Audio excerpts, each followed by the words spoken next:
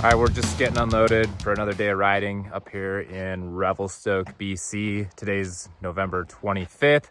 This is my 9th day on the snow. Just been stacking some early season days this year. Super pumped on the conditions. As you guys have seen, they've been pretty much off the charts for November. We're doing the same zone as the last episode and the same crew. We're just missing Nate and Carter. So it'll be myself, Chase, and Levi today.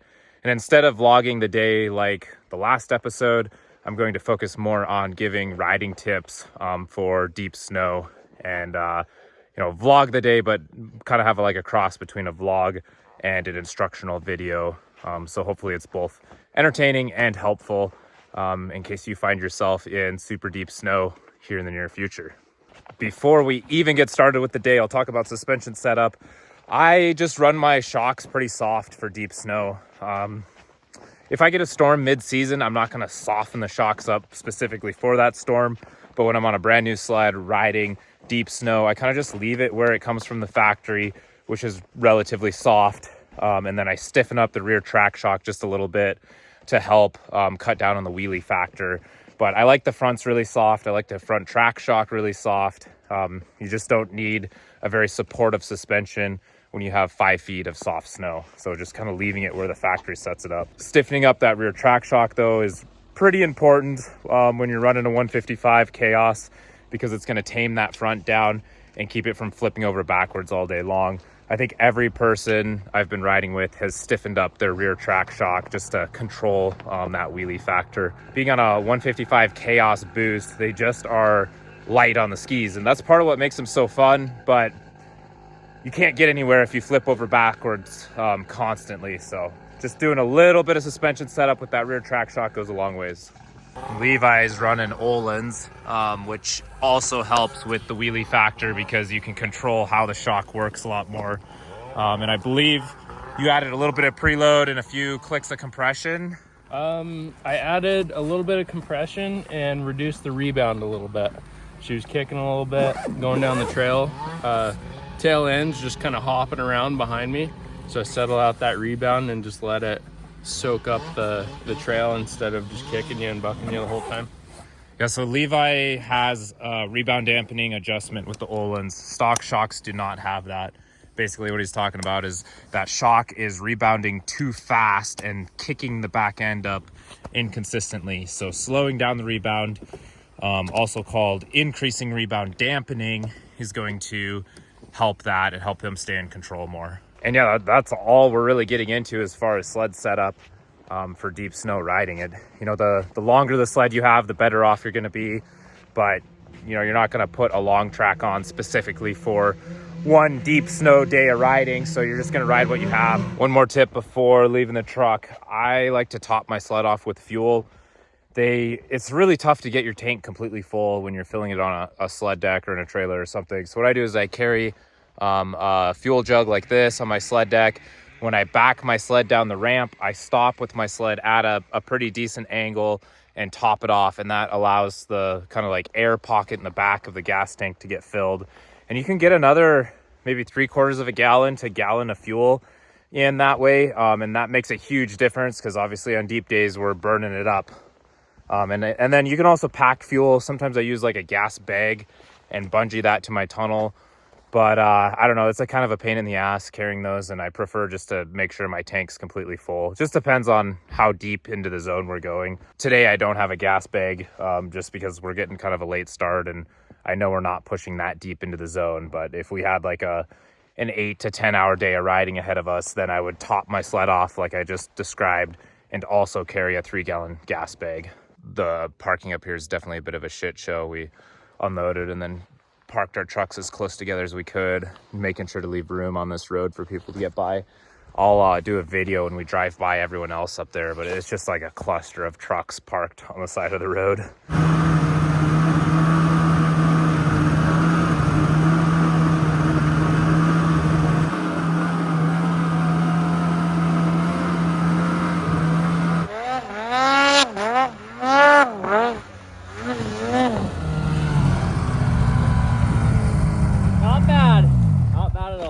Nice warm-up pull. Yeah, at least we can see. Yeah, visibility is not awful right now. Really good, actually.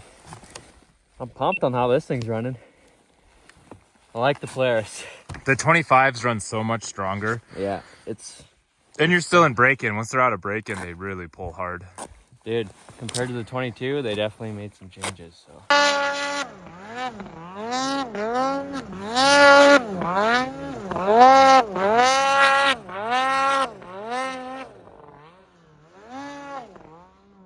We've just been playing the trees, working our way in.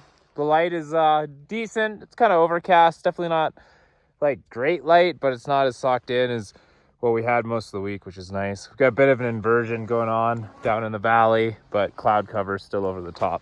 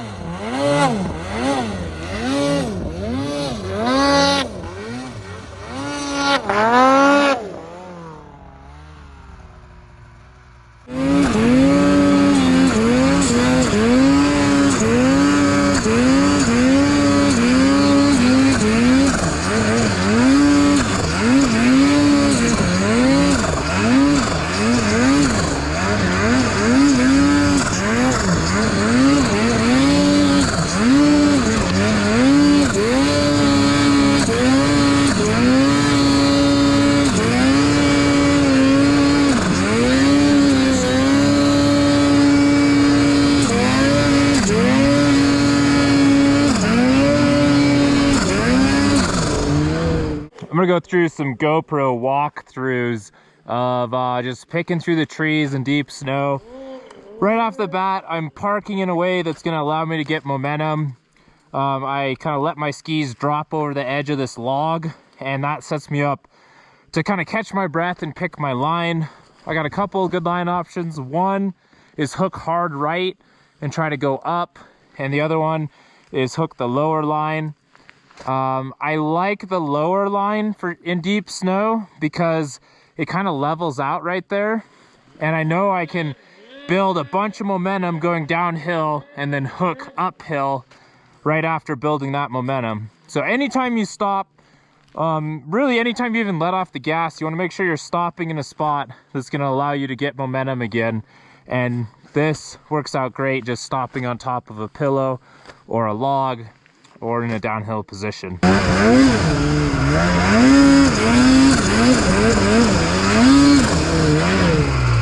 So yeah, I built a ton of momentum in the bottom to get up this little climb. I came up over this little ridge, and I knew this would be another good spot to stop because I can get my sled pointed downhill. I don't really have good line options now. I'm probably gonna have to turn down because that's too greedy. That's too thick for the snow. This could be a good spot to use a downhill hop over. If I could go up, downhill hop over and come right back down my track. But being that I have that nice alley through there, I'm gonna pick that one.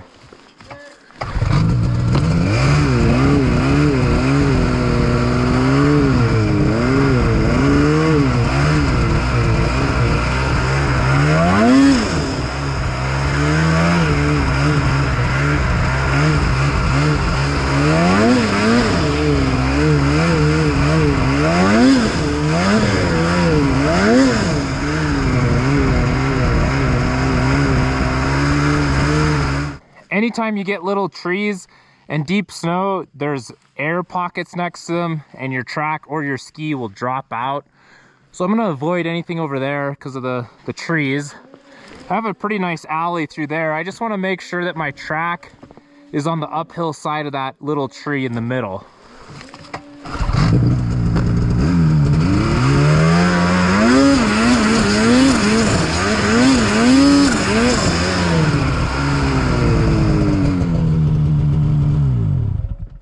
I'm sure this looks super flat in the GoPro, but that does take some amount of skill to get through there. I placed my uphill ski right below that little tree, made sure my track wasn't washing out into the little tree below it.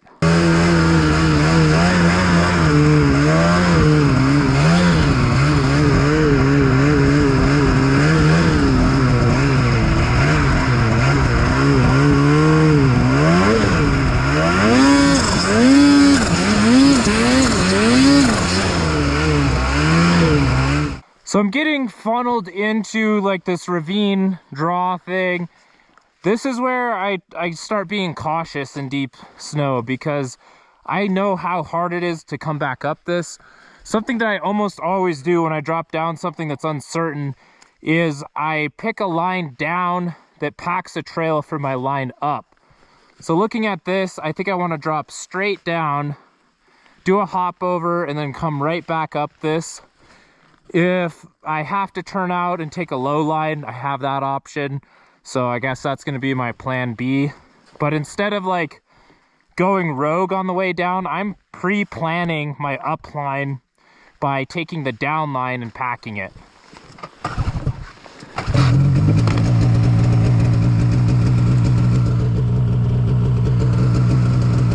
I'm going to get over just a little bit and pack that.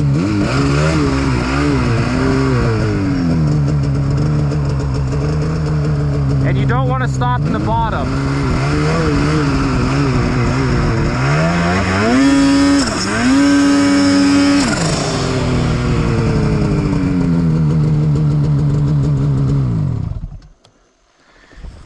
You have two options when you come into something like this. You can take the low line and hop over up, or you can take the high line and do a downhill hop over down into it.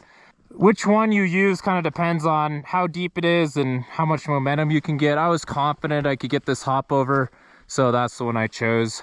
Looking at this, I can already tell I'm not going to be able to go back up my down track. So what I'm going to do is hit my down track just for a little bit, get as high as I can, and then side hill out to the right.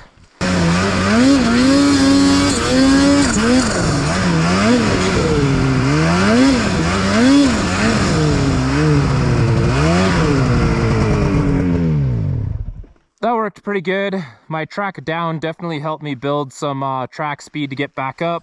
I found this ledge and I used that to my advantage. It kind of helped to keep me from trenching in too deep. And I'm set up pretty good to mosey on back the way I came from.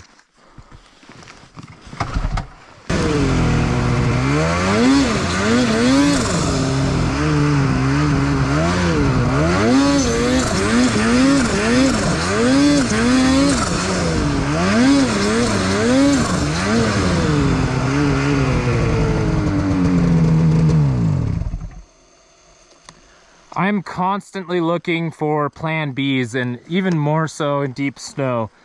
This line gave me a few plan B options. If I would have been trenching out there, I could have cut down by that dead tree. I could have went through here if I really had to, when I liked that option. And now I kind of have two options, the more greedy up line or cutting back down. And I generally pick a little bit more reserved lines just because I hate getting stuck. So in this case, I'm going to cut through there and save that little bit more greedy line for when the snow's set up a bit more.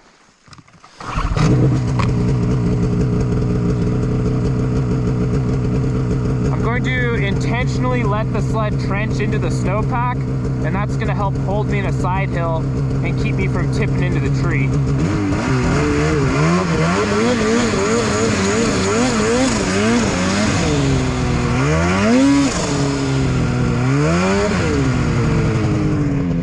Something like that.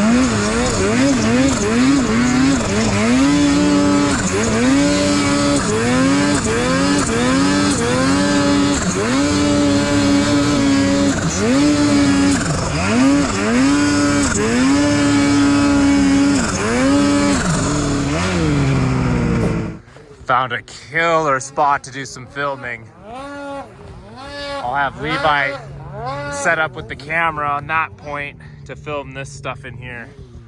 Really cool opening with like kind of a chute thing, pillows. Should be pretty cool. That's coming from a non-expert. That's not pro level. What was the tip? I was saying just chopping the throttle while you're side hilling, like I did just up there, helps me stay a little bit up on top of the snow. Yeah, instead of being on it and trenching down, you're letting off the throttle, rebounding the skid, popping back up on top. Yeah, gets back up and then you have time to think and stuff like that. Pick your line. So. Yeah, for sure. It's a good tip. You betcha. Thanks, Chase. Yep, that's what I'm here for. He came to the pro clinic, so you can trust him on pro tips. Chase just recognized this pole here from a video we did last year with the Rimshaw boys and Matt and Dawson. We came up from the very bottom of this zone and came into this and then climbed up and out. I'll have Luke edit this and put a clip of us rallying up this last year.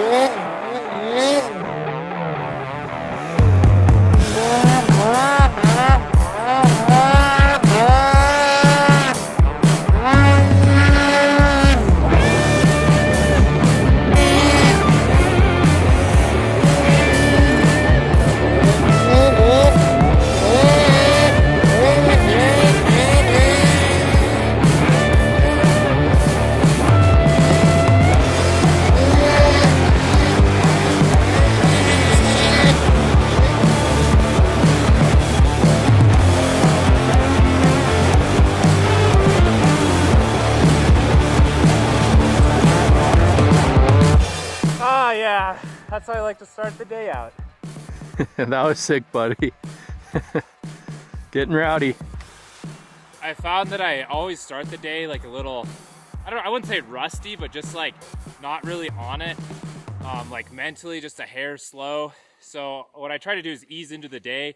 And even when we started filming, like I started with a line that was just a straight up pull, like the first film line of the day. I want to make sure I knock that out clean. Otherwise I get in my head if I start fumbling right off the bat. So I kind of ease myself into the day and then just ramp it up as I'm feeling it. And then I don't know, maybe like 2-3 lines into the day of pushing hard, I start getting into flow state, and then I just rally basically until I run out of breath. And that's kind of what you saw right here, was just like ease into it, get in flow state, and then hammer down until now when I need to rest again, and then do it all over again.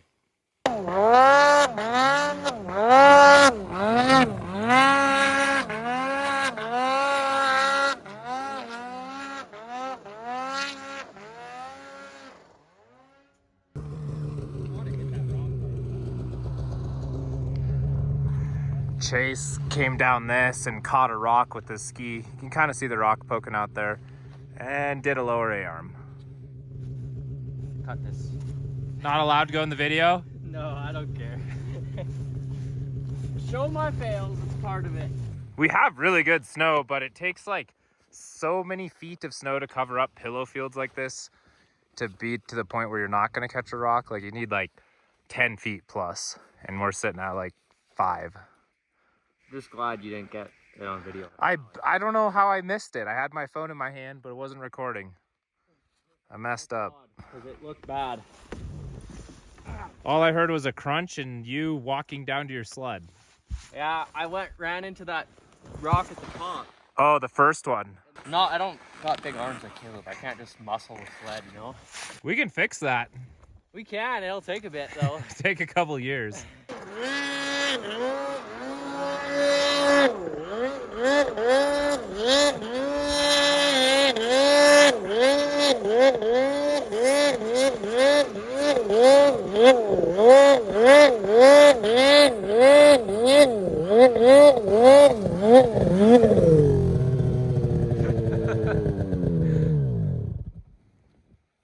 You're doing what I did yesterday. Yes. Getting stuck because I'm in the way. I'll just do a downy right here. Levi used a couple really good techniques coming up. He track poached right when he made the switch back. Then he got into the fresh. Then he hooked my old side hill track and track poached that. Little things like that help you get higher on the hill when it's deep. Yeah. You can build a lot more momentum track poaching than you can in the fresh. Yeah. And sometimes coming into like rocks and humps and stuff, like in a boulder field, like carrying momentum into them and letting off and like kind of relaxing your body to roll over it and then get back into it as soon as you crest it. Just kind of helps you build that momentum and keep it. Yeah, that's a really good point, is like everyone says, oh, carry more momentum, more throttle. That's true, but you have to be pretty precise with where you decide to carry that momentum or you get bucked.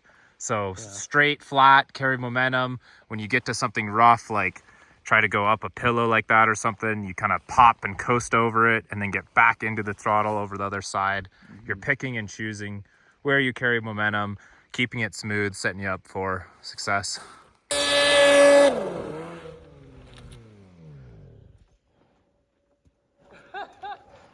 How's the A-arm? You good to go?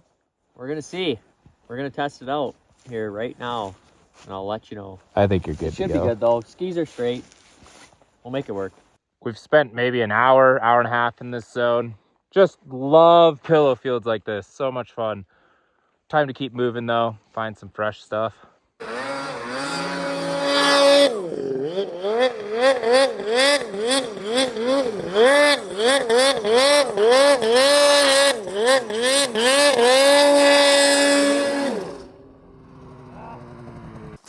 Yeah, I mean, you should be proud of that. You didn't make any mistakes.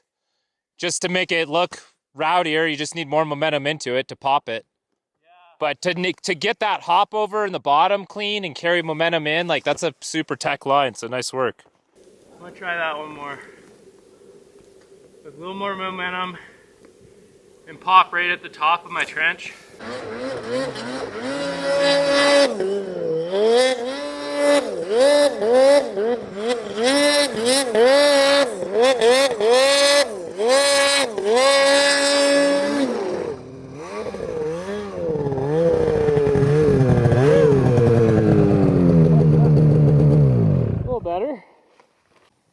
Sweet. So yeah, just the gear I'm running some 509 gear all around.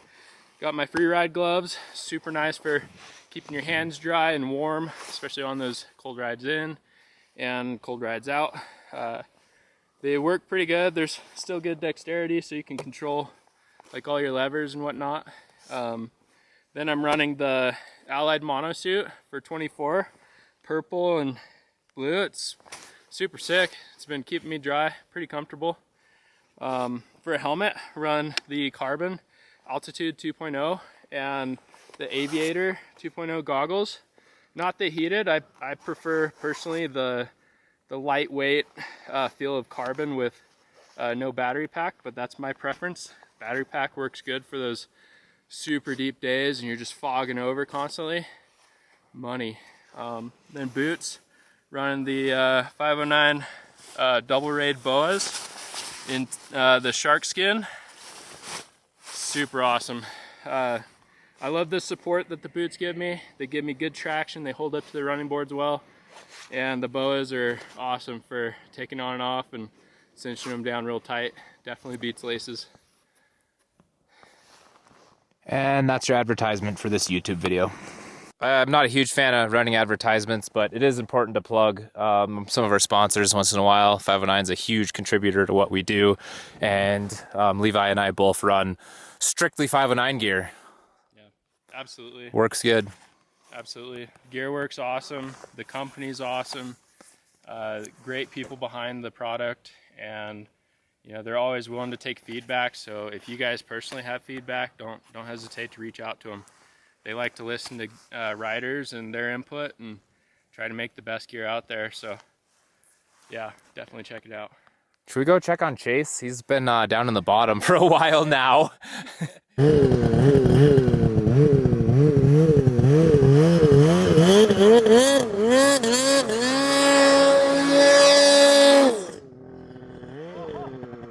I underestimated how deep it was.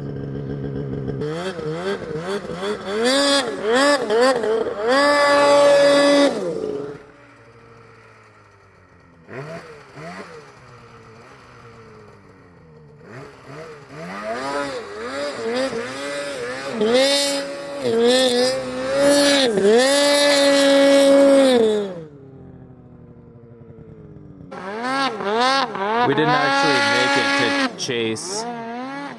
We just kept riding. Looks like his steering's working okay.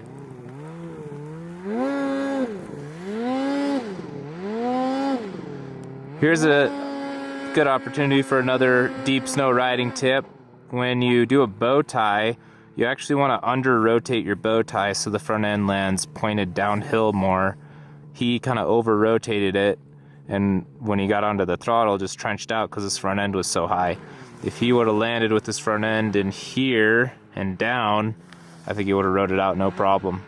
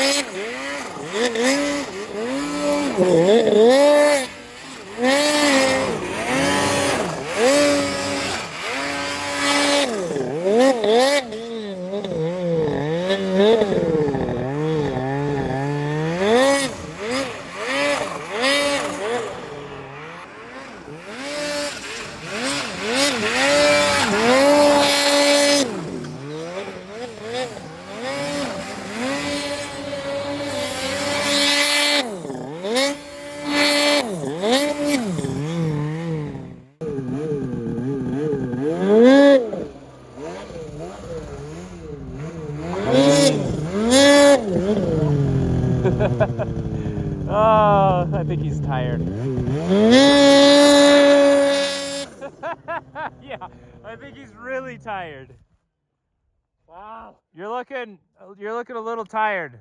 Levi's in a position where he could roll the sled over, but I think it's probably easier to start it and go wide open and try to lift it up while throttling.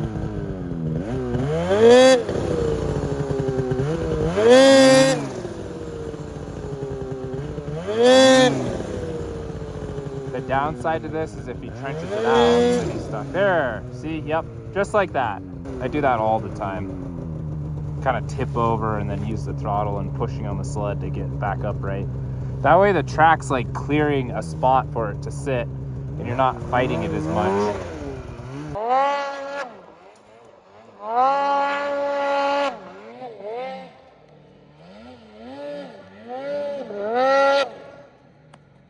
We're making progress out. A couple more side hills, pop up over the ridge, and we'll be back to the trail. It runs itself. No. Maybe he's not stuck. Maybe the sled's up on top. Oh, his helmet's off. That's not good. It's a little and it's just going crazy. What was that about the Ski-Doo? I was just saying, the Ski-Doo is just like, if you get her planted like this and you're on flat ground, you pin and wiggle on the Ski-Doo, it ain't going anywhere. This thing, with that tunnel, it's like, it'll just like pop up on top of the snow and then just keep going. You just gotta really not be scared of the throttle. That's about it. Just pin her. But So you're liking the Polaris? I am, yep. I'm liking the Polaris again. She's running good.